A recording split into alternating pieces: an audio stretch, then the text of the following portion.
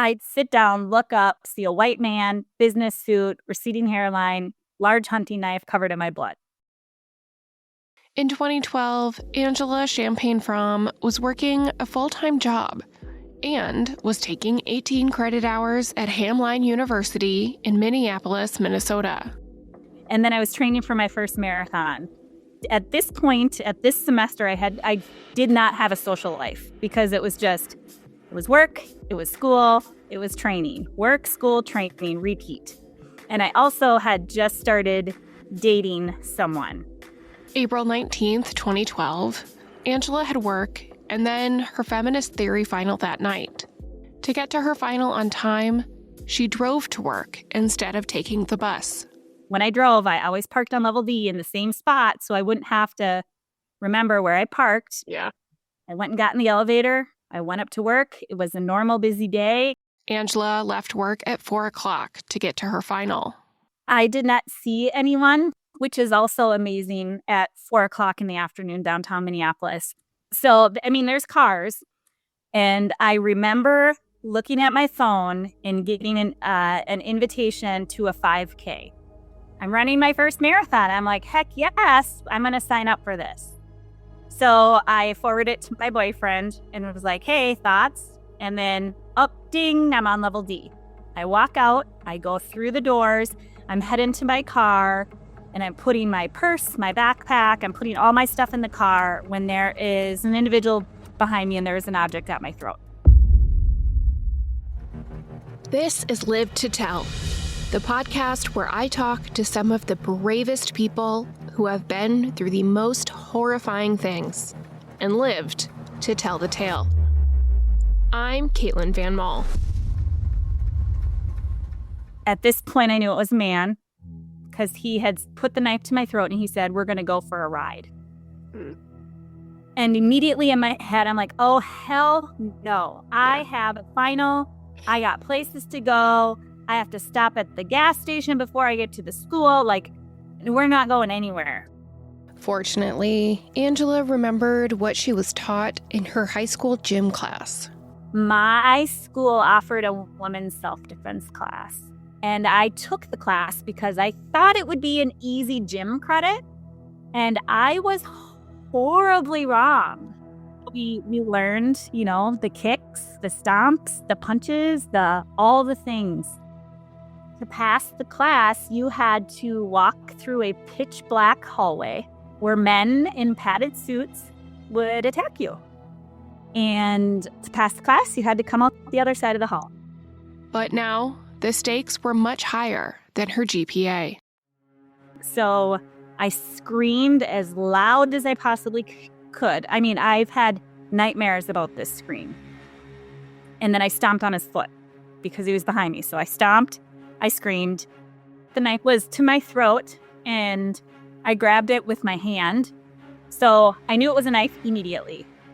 And I'm kicking, I'm screaming. He attempted to cover my mouth with his hand and he missed. So I bit him as hard as I possibly could have. And he wasn't wearing gloves or anything? He was wearing gloves. What kind of gloves? They were red gardening gloves. And that's when he removed the knife from my throat and he buried it into my abdomen. When he stabbed me, I didn't feel any pain. I was having a complete adrenaline dump. Yeah. But I felt this warmth sensation in my stomach.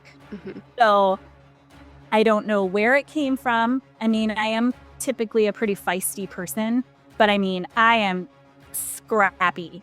I am grabbing his testicles. I'm kicking, I'm screaming, I'm punching, I'm elbowing backwards, and I'm fighting like hell.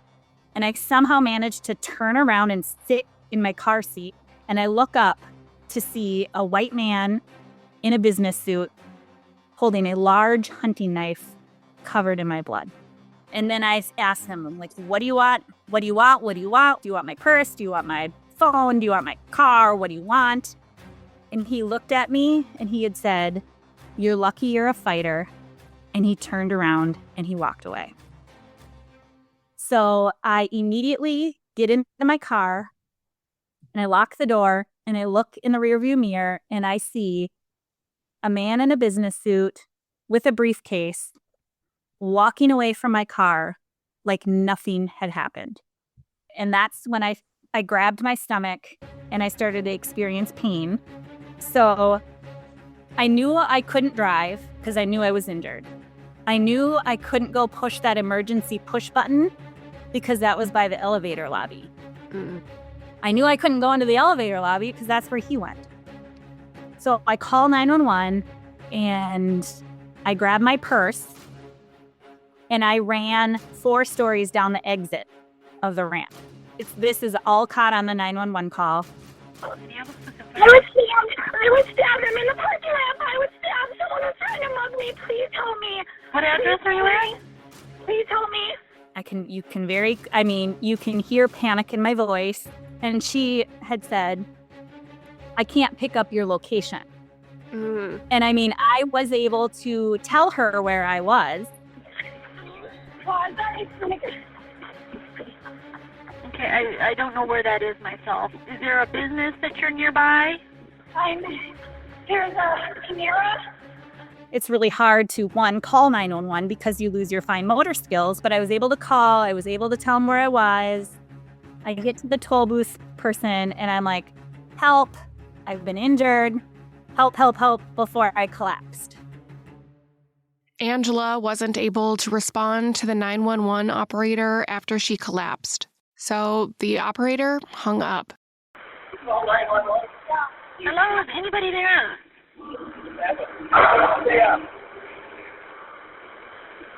Somebody else is calling in. I can hear him in the background telling to call 911. Is anybody there?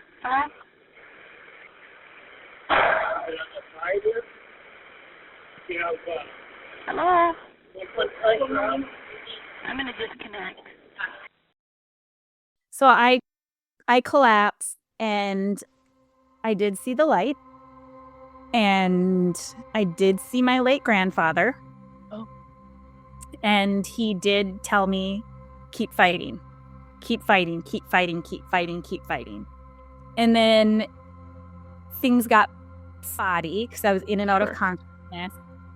I recall waking up and coming to, and there was a police officer there, and he was very gently trying to get information because it was, they didn't know if I was going to make it. Yeah. So I get to the hospital, and again, I'm having flashes. I'm in and out of consciousness. I remember being in the OR, and they were cutting my new jeans off. A good pair of jeans is so hard to find. Well, yeah, and, in 2012, they were boot flares, and, they had the bling on the back pocket. They were the cool thing. Yeah. And I lost so much blood. Mm-hmm. The crime scene photos are horrific. Like, there is just blood smeared on everything. And when I got to the hospital, I didn't have a blood pressure. So they cut me like from my sternum to my belly button. And they got in there to discover that I'd had 2 liters of blood pooled in my abdomen, which is 40%.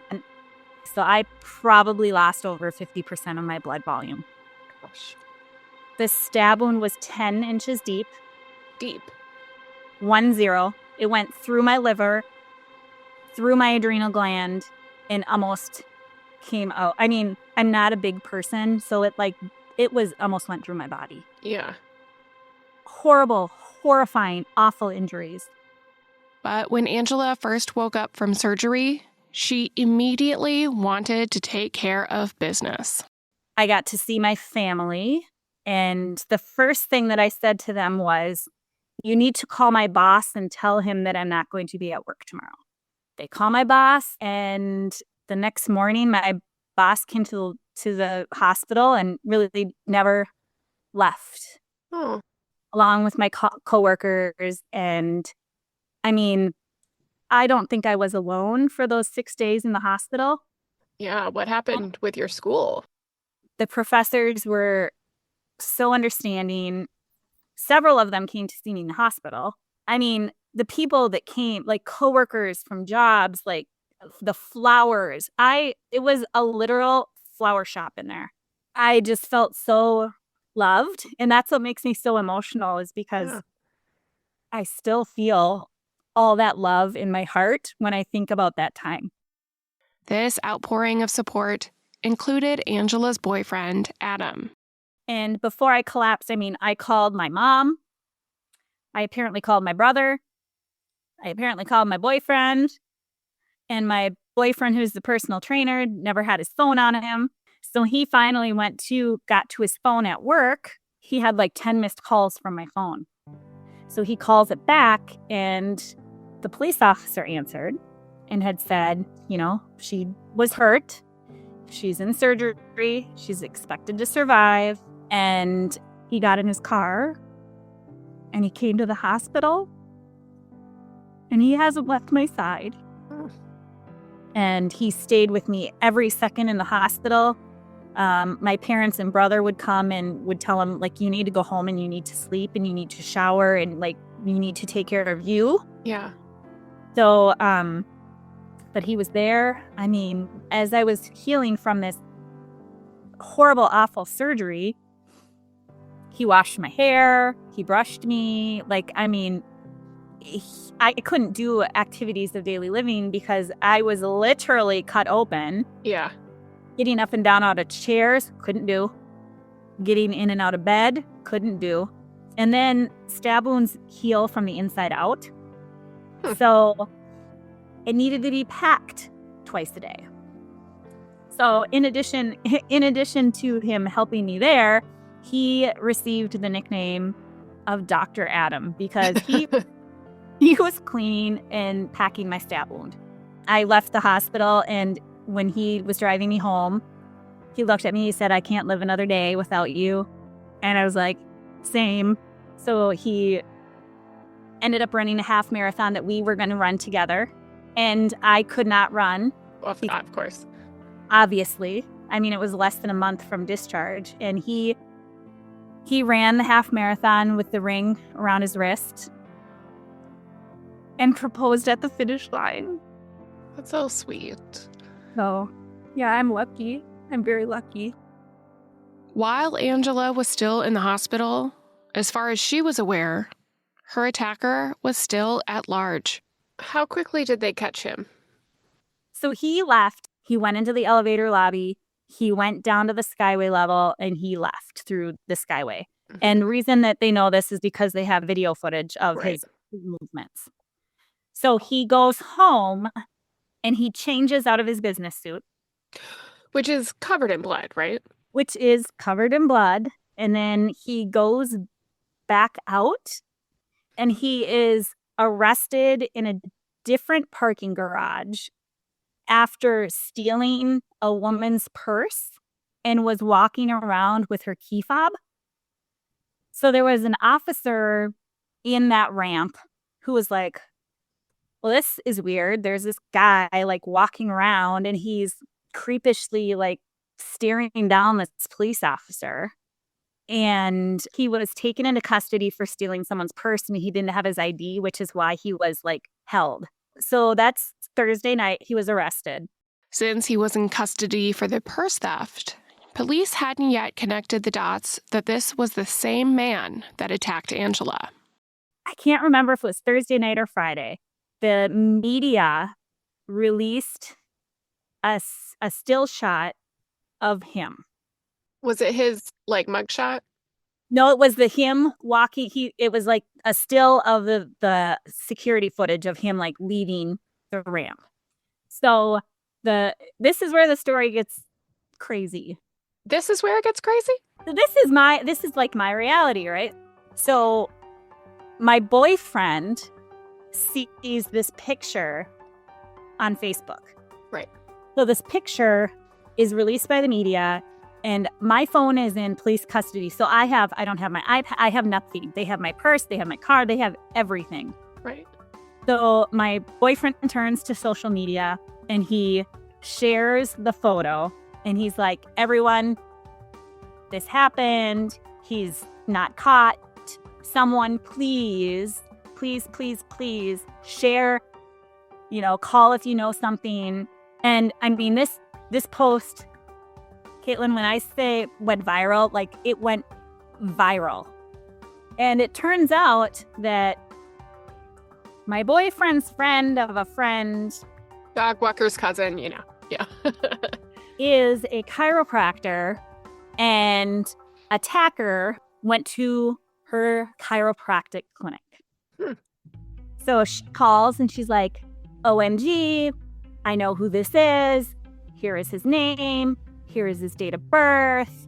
Investigator in charge of my case. Type. OMG, he's in custody.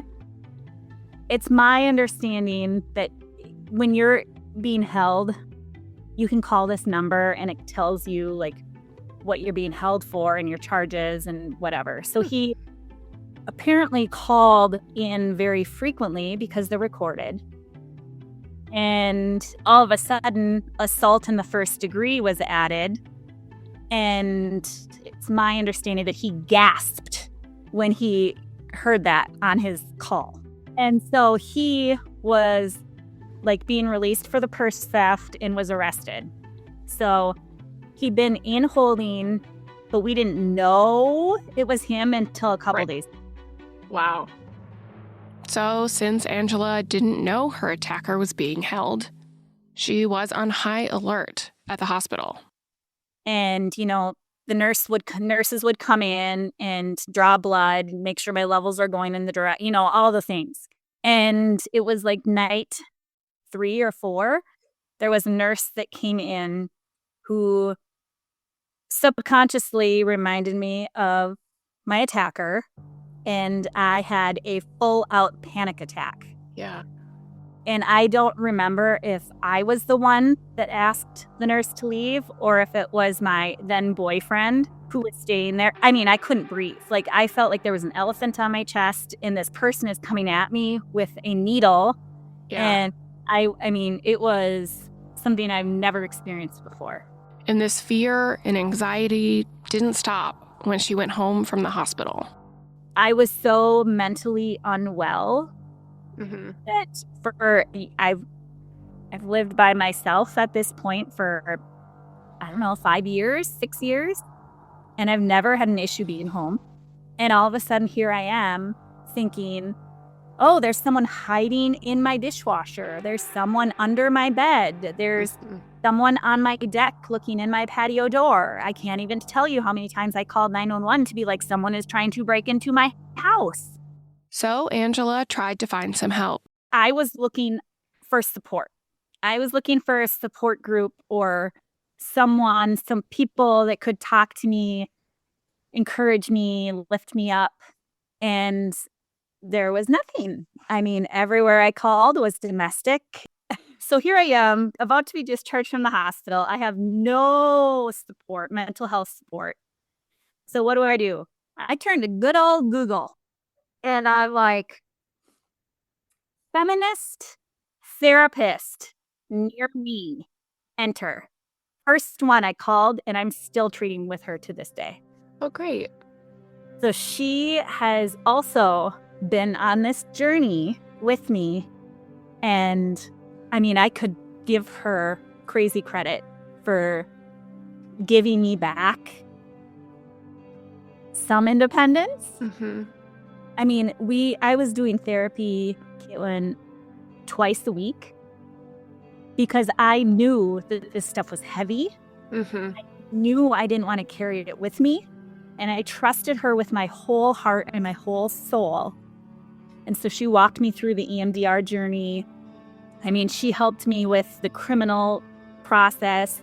She helped me, with my triggers throughout my pregnancies. She's been great, and she still is great. And I love her, and I owe her a lot. Yeah. I've talked to people on this podcast before about EMDR, but can you tell me a little bit about your experience with that type of therapy? Yeah, so initially it was resourcing, telling my story. And before I did EMDR, I couldn't even tell my story without getting emotional. And EMDR is gentle, and it's not, they're not throwing me in a parking ramp. Right. There's like one incident and it like branches out to all these things. So like one of my traumas was having a knife to my throat. So, and that attaches to all these crazy little mini traumas, right? So like for me, I listened to music and I had these buzzers that went back and forth. You just basically say everything you think of when they tell you go. And then you're holding these things and you can feel your eyes going back and forth. And you just say whatever you're thinking. And, it could be, I should have died that day, but I didn't. And just go through all the things. And then at some point, I would start thinking about, I need to get a pedicure. Yeah. So then they're like, okay, well, that little string is cleared. So now we're going to try to go to this one. And then if I started thinking of random things, I'd go back to the target and I'd do it again. And since I'm type A and I'm an overachiever, like processing for me was pretty easy. But I was so emotionally exhausted every single time that I did EMDR that it would wipe me out. I mean, early bedtime, good dinner, just out. And I was so determined to not let the trauma affect me that I was doing EMDR twice a week. Mm-hmm. And it got to be too much for me. So we would do like one EMDR, a resourcing. Some days I would get to the office and we'd go to process and I'd be like, I can't do it today. Like I have no emotional capacity to go there. So my therapist has been super flexible in going with how my body, as it allows. I mean, even like if you think about it like exercise, sometimes you just, it ain't it today. Yeah, totally. And it's the same, except I was trying to do a lot, right? Yeah. I think in my mind, I was thinking, well, if I do this twice a week, maybe it'll take me half the time it would if I only did it one time a week, which was not the case. And while therapy was helping Angela, she needed a more holistic approach to her mental health. At this point, I mean, my PTSD is out of control. I mean, we're talking, I would lay in bed and be afraid to fall asleep because I would have a nightmare about him. Mm-hmm. I mean, this went on for years. Yeah. So I ended up on Lexapro, which worked very well for me. Mm-hmm. But I had hydroxyzine to help me like at night. Lexapro is an antidepressant and anti-anxiety medication, and hydroxyzine is also anti-anxiety, but can be prescribed to help with sleep. So I didn't want to take this drug every night, so I would try to do it like every third night. So like for years, it was I didn't sleep good for 2 nights and then I slept good one night. Yeah, but you need it every day. Like you need good sleep every day. Right, but I mean, I'm just stubborn, I guess. Yeah. I mean, it took a while for the doctors to find the right medicine that worked for me. Mm-hmm. I mean, I remember being on medication and collapsing and ending up in the ER because it wasn't the right medication for me. Like trying like blood pressure meds to help with the nightmare. I mean, it took a long time. And so then I finally get on this med and then decide, we're going to try to have a family. So then it was like this whole thing of weaning off of the meds because I didn't be on meds while I was pregnant. So, I mean, it's just been this wild, wild journey with trying to find what works best for me. Was there a point in that medication journey that you were just like, this is too frustrating, this is too hard, like just never mind? Yeah. I mean, like I said, I've worked on catastrophic cases where the wrong meds are given and suicide ideology. And like, to me, when I was weighing the risks versus the rewards, I was like, I don't want to feel disconnected from my body because my response saved my life. Mm-hmm. And I don't want to be disconnected. I completely understand that is a trauma response. Yeah. And I also know that I am incredibly stubborn and I am incredibly strong. And like, I don't know why I was so anti-medication. We'll be right back. While Angela was still figuring out her mental health, working, and back at school, she still had to face her attacker at trial. So I'm sitting at home, I'm sitting at the kitchen table, and the prosecutor called me. Or not the prosecutor, but the victim's advocate. Mm-hmm. She's like, look, here's the plan. We're going to charge him with assault in the first degree, which in Minnesota, the requirement is great bodily harm, organ injury, or at risk of death. I mean, I was just shy of attempted murder, right? Like, Yeah. I mean, home run on that. And then attempted kidnapping. He tried to kidnap me, right? And then I'd said, what does that mean? Well, that's 12 and a half years. And I said, well, that's not enough. And I just had to read something. So along the way, bad guy was deposed. And I just want to read you this line of question. Okay? Uh-huh. Question. You remember then walking out behind Angela and grabbing her from behind. Answer. I do. Question. She tried to fight you off, didn't she? Answer. She did. Question. Did she stomp on your feet? Answer. She stomped on my feet. She kicked me. I remember very well. Question.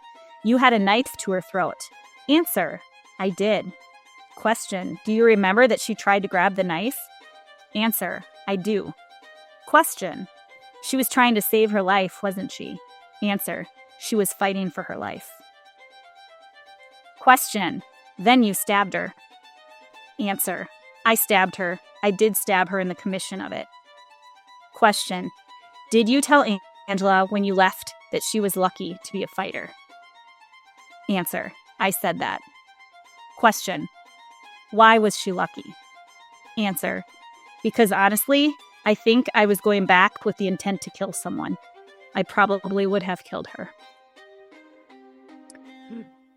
And then after the investigation, they knew that his intent was to sexually assault me. Because he had done this before in Iowa. He was dressed as a doctor. He went to a local restaurant and was talking to a young woman and was talking about the medical industry and coerced her to go have coffee. And he drove right by the coffee shop and sexually assaulted her. And she was so scared to get help because, this doctor, he had a badge for this is his MO, right?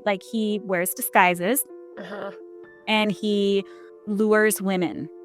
So then 2 weeks to the date prior to what happened to me, he was at the U of M and he was dressed as a student. He had the backpack, he looked like a student. He was in the parking garage and he was trying to lure a woman out of her car who she didn't get out of her car. And she said his shoes just really stood out to her. So she never got out of the car. She drove away. She reported it. He got away from the scene from that. And now, the dots were connected with that right around the time that it happened with me. So they called in a grand jury and I had to testify, and that was in August. So that's 4 months after. Mm-hmm. A grand jury, they can ask questions. Mm-hmm. So I go into the top secret grand jury room and it's the prosecutor and just the grand jury. And I tell my story, I answer the questions. And one of the grand jurors had said, I am so proud of you. And I am emotional about it. And it was very empowering because I didn't have the cross-examination. And it was just, this is the story, this is the facts, this is what I know, this is what I remember. But the most amazing thing, when I was done, obviously my family were there supporting me outside, and the victim from Iowa came up to testify. And I approached her. We approached each other and embraced each other with the biggest hug because we are sisters, members of this icky club that neither of us wanted to be in, and it was because of the same hands. It was an embrace that I will never, ever, ever forget. And as we were doing that, the gates of the grand jury opened and they walked out and witnessed two strong women who are there to share our stories for the greater good of all women in the community to keep our streets safe. They got a full show of it. And they did indict him on attempted first-degree criminal sexual conduct. I mean, obviously, if he was going to mug me, he would have done that because I offered all my belongings. Yeah. But he didn't. So attempted CSC in Minnesota carries a life sentence. So he had nothing to lose but his life, and he took it all the way to a jury. And the jury trial was the end of February, beginning of March of 2013.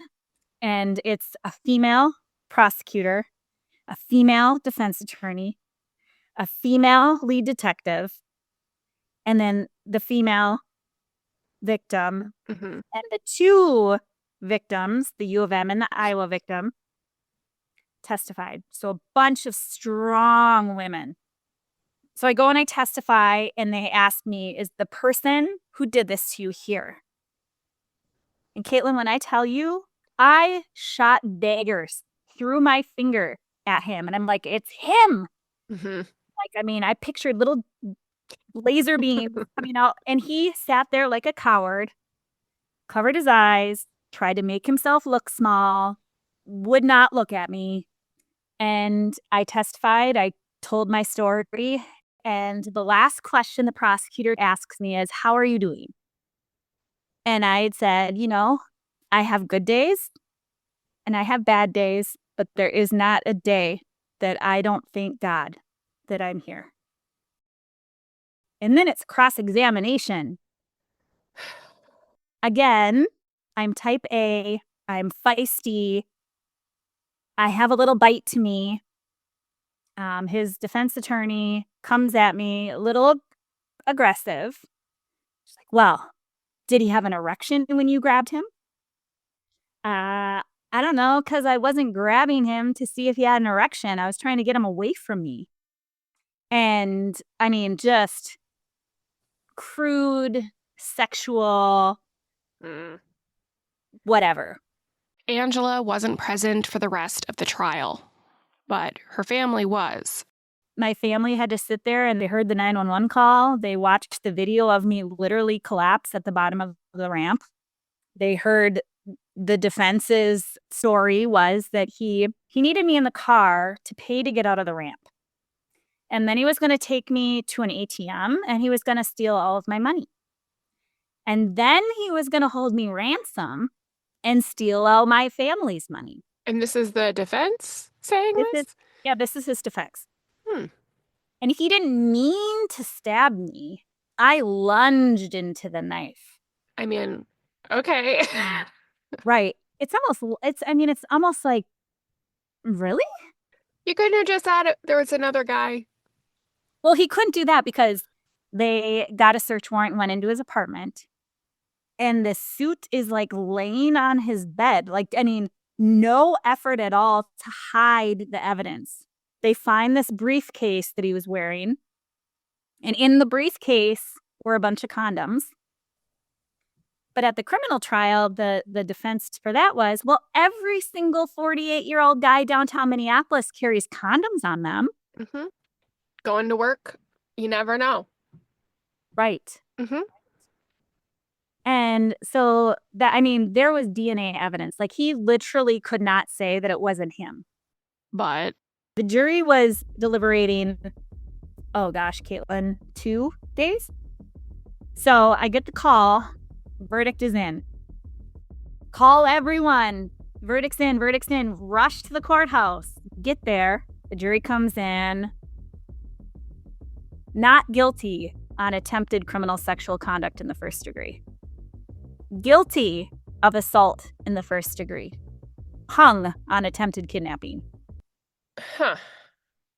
I ended up leaving the courtroom because I was sick to my stomach. Yeah. Sentencing gets scheduled for April 19th, 2013, the 1-year traumaversary. So here I am, 1 year later, giving a statement to the judge in front of the man that attacked me 1 year prior. The judge made a very clear record about he may have fooled the jury, but the judge is no dummy.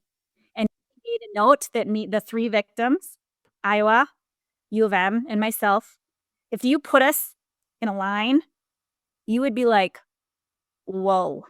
He clearly has a victim profile. We are all like the same height. We all have dark hair. It was creepy. I gave a statement to the judge, and then before he was sentenced, he got up and he gave a statement, and he had said that in his view, women were beneath dogs, and he had no respect for the female gender, and the judge sentenced him to 20 years, which is the max under Minnesota law, which is an upward departure from the sentencing guidelines. So Minnesota has a chart, essentially, where it goes the severity of the crime, and assault 1 is very high. And then they go based on the criminal history of the offender. So it's like 0, 1, 2, 3, 4, 5, 6 plus. Well, my attacker was a 7, which is off the chart. Angela's attacker, Robert John Myers, had a criminal record going back to the 80s. He appealed it. And the Court of Appeals argument was on June 19th. We're in front of the Court of Appeals. And I hear his attorney say, he only stabbed her once. There's nothing aggravating about this assault. So I'm sitting there listening to this argument, and I'm like, are you kidding me? 1 time 10 inches. Like, we're not talking about like, hey, I got a paper cut from this knife. Like, so the Court of Appeals agree, and they say, you're a danger to women. Yeah. So in Minnesota, you serve 2/3. And then the 1/3 you serve in the community. So he is currently serving 240, set to expire in August, and he'll get out in August. How does that make you feel? Not good. I don't think he will mess with me because I think he's had enough time to realize that he messed with the wrong person. Yeah. But Angela can't be sure of that. I'm scared for my children. I'm scared for myself. I'm scared that I will be out for a run and he might be there. Yeah. So I'm working on that. My therapist and I are hard at work to work through that stuff. Have you had any like contact or updates about him other than he's getting out? Yeah. So as a victim of a felony, I get updates. And I will tell you that every time I get an email from Minnesota Choice, I get sick to my stomach. And there's been a lot of communication in the last year because he keeps getting new case managers or whatever they're called. So every time he gets like a change of case manager, I get notified. Every time he gets transferred to a different facility, I get notified. And I mean, there has been escapes from the facilities that he's been in. There have been 2 major escapes from MCS Lino Lakes, the prison where Myers is held. One in 2017 and one in February of 2025, though Myers wasn't involved in either. And I've been panicked when you hear on the news that 3 inmates were like broke out of this facility, and I'm like down in my stomach, Yeah. calling whoever I can to get who was it? Was it my, like, Yeah. And I'm what's sure every other victim is also doing right? the same And thing. Do you have any interest in talking to him? oh, that's a great question. I've thought about it. But it's a lot like, do I give a statement to the parole board when he's up? Do I give him the satisfaction of knowing that I still am affected? I really go back and forth on that because I feel like I need to assert my voice. Yeah. But at the same time, again, I'm marginalized. It doesn't really matter what I say because, like Minnesota, 2/3 in, 1/3 out. Like, that's just the way that the cookie crumbles. Yeah. So, like, I go back and forth on that. And also the same with him. Like, he is so mentally ill that I think it would be frustrating for me to have a conversation with him. And the reality is, I mean, I knew what he was going to do. I mean, the psychic told me that. Like, he was going to rape you and he was going to murder you. Yes, she said psychic. Literally, this happened to me, and I'm trying to make sense of bigger picture. And I'm not sure if we were signed up before the assault happened, but some of my friends have went to this psychic before, and she does like community events where it's like an auditorium of people, and she just walks around and reads people. And so it was me and like 4 or 5 friends. And I just happened to have an appendectomy. So I had this incident happen to me, and then 6 months later, I had an appendectomy. Oh. And she's walking around, and she stops right in front of me. And she looks at me, and she's holding her stomach. And she's like, "Do you have a new scar?" And I was like, I have several. Thank you. like, yeah. And then she stops and she said, "Your grandfather stopped you from passing over." Okay. I mean, I was super emotional. Like, my friends are taking notes because at this point I'm like, what is happening right now? Yeah. And she had told me that I was going to go public with my story, and I was going to speak publicly about what happened to me. So then I went and I had a private reading with her, and she told me that my firstborn was going to be, there was going to be a 7 involved in his birth, and he was born on the 7th. I mean, just like crazy, crazy, crazy things. Like, Yeah. and I just can't stop thinking about like the fact that my grandfather stopped me from passing over. So like that confirmed to me that I was here for a reason. Angela and her husband have 2 boys together, but their birthing plan for their first had to be approached from a trauma perspective. Previously, the only time Angela had been in the hospital was after the attack. So when I was pregnant and we toured a hospital, I just looked at my now husband and I said, "Honey, I cannot have a baby in this environment." And he's like, "I respect you. I trust you. It's your body. I'm there to encourage you and support you and do whatever I can to get baby and you safe." Right? So I chose to have an out-of-hospital birth at a birth center, which was across the street from the hospital. Sure. Well, long story short, I ended up in the hospital because of complications. And baby number 2, since I discovered that the hospital was a trigger between 1 and 2, what did I do? A whole lot of EMDR. So by the time baby 2 came, we were like, oh, well, we need to be in a hospital because we know like complications happen. And baby number 2 came and it was fine. We had a great birth experience. I was able to have an unmedicated birth because I needed to have control of my body. The postpartum with my second one, I ended up having to do EMDR all over again because I would be nursing my baby and have visions of him being taken from my arms by him. I would have nightmares of him going to my kids' daycare and taking both of them. And so I feel like the trauma has become, like, I am very protective of my children. Mm-hmm. And my children are both in karate. They are going to know how to defend themselves. They both know what happened to mommy. Mm.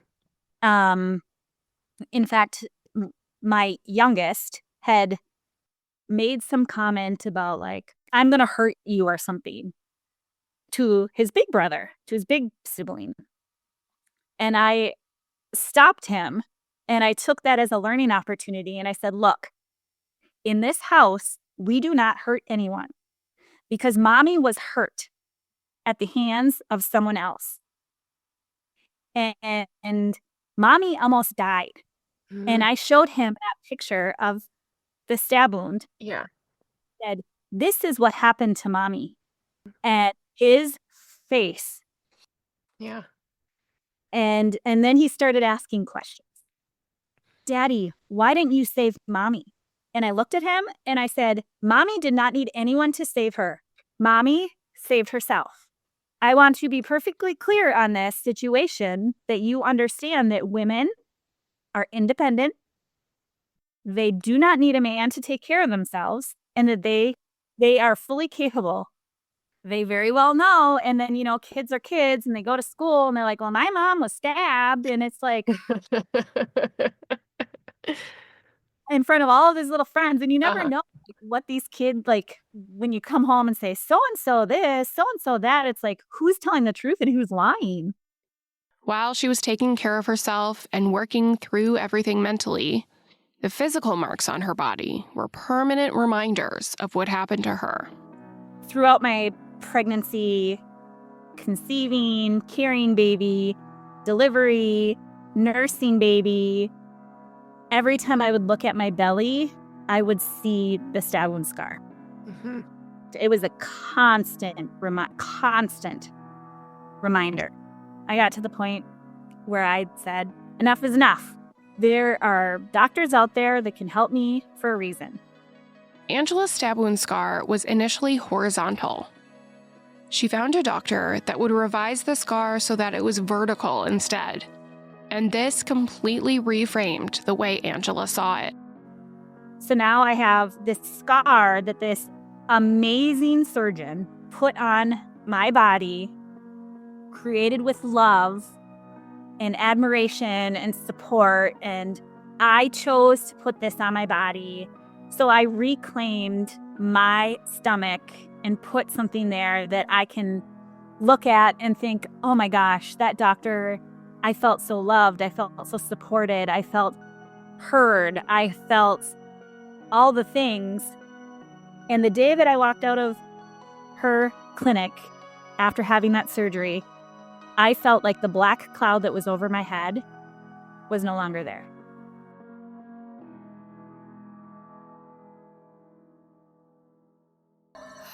This is Live to Tell. I'm Caitlin Van Mall. You can follow the show on Instagram and TikTok at Live to Tell Podcast. If you enjoyed today's episode, please rate, review, and subscribe. It really helps the show. I'll see you in 2 weeks.